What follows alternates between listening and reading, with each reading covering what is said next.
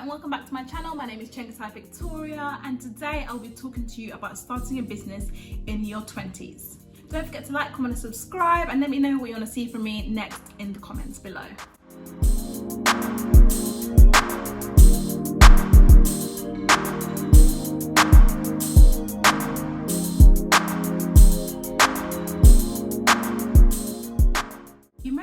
My video on things I wish I knew at 18, and I spoke about pursuing your passions and using the time you have whilst you're young wisely. So now let's get into that, because it's really time to stop stalking what people are doing, those people who started their businesses, and really get into your bag.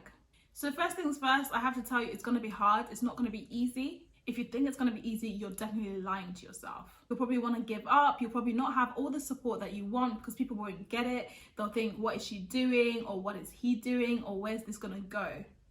And it most likely will not work out straight away. You'll probably have to work at it for years before you see proper results or the results that you dream of. But with that being said, just start now. Get a piece of paper or get your laptop out and write down your ideas. What are you good at? What are your skills? What is the dream that you've had for years? Do your research and learn about the industry. I think a great place to start is working with what you have. So if you have a skill that you already have, how about trying to make that skill into something that makes you money? Or if you have a hobby that you already have, how about making that skill into something that makes you money? You probably already have something that someone would pay money for. Whether it's you can do hair, you can edit pictures or videos really well, or maybe you're really good with the camera, or did you learn something at university that people pay a lot of money for? Can you design websites? Can you interior design? Are you good in the garden? Can you cook? What are you good at? You have something. Everyone is born with a gift, so use what you have. And even if what you have, maybe you need to add onto it or learn more about it, then learn a new skill. Like there's lots of places where you can learn or build on the skills you have for a small price. For example, there's Skillshare and Read, which have so many courses on different topics. So there's so many options out there for you to learn. If you're Read or Skillshare, I'm available for sponsorship because I've just done this for free, but I also accept Great British pounds. So now that you know what you want to do, write that business plan, write it down. I'm a big believer in writing things down. I think write it down and make the vision plain. That's written in the Bible. So obviously not everything is that easy. So you have an idea and now just do it. Like you need money, or maybe you can't make money straight away, and so you'll need to be working at the same time or studying at the same time. So use it as a side hustle. Make it a side hustle for now until it builds into something where you can quit your job, or after you've done your studies, you put all your time and effort into it. Now, this is extremely hard because let's say you're working a 9 to 5. So you do your job 9 to 5. That means use your time at 6 p.m. to 11 p.m. to really work on this business. It's going to take discipline. Because Lord, I know after work, I just want to sleep. But this is also why I say do it while you're young, because you don't have that many responsibilities. And so you have a lot of time, and you can use this time to make sure that you build these things. Choose your target audience. Like build the complete profile of this person. How old are they? Like, are they male or female or both? Where do they live? How much do they earn? What are their interests? What is their problem that they have that you want to solve? And make sure that you cater to this person. And the target audience doesn't always have to be you. I always tell my friends, because my friends have things that they want to pursue, but they're like, oh, I wouldn't pay for this if I was an outsider looking in. I wouldn't pay for this for myself. And I'm like, yeah, but you don't have to be your target audience. There's always someone out there who can give you money. Like there's how many people in this world? There's not hundreds.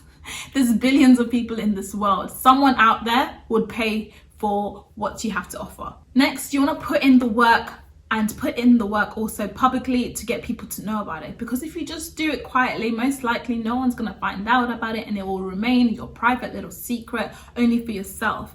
So you do need to put yourself out there, promote yourself, back yourself, because most likely no one else is going to back you. Promote yourself shamelessly, like get to know and become an expert on SEO and marketing. And now set up shop. Obviously it's not this easy.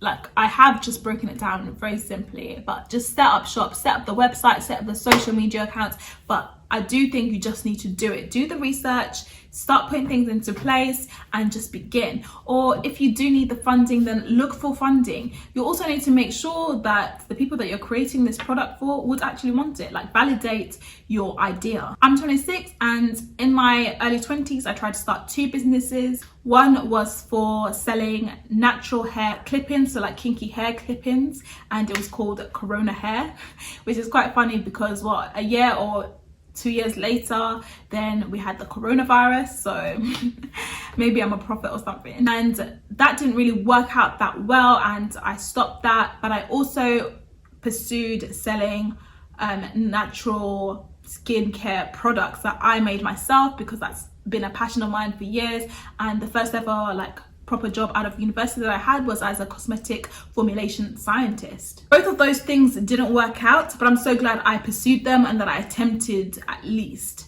And I don't think that was the right time for me to do them, and I needed to do a lot more research. But that doesn't mean that's not going to work out for you. There's many business channels for you to look at on YouTube. Many people have documented their process or documented literally from the day one of when they started their businesses. A YouTuber that I know personally is Teddy G, who has a clothing brand, and so if you want to start a clothing brand, you can go check her out. I'll try to link some other business YouTube pages down in my description bar, so check that out. All in all, just start. I hope this is useful to you guys. Let me know what you want to see next time. Don't forget to like, comment and subscribe. Bye.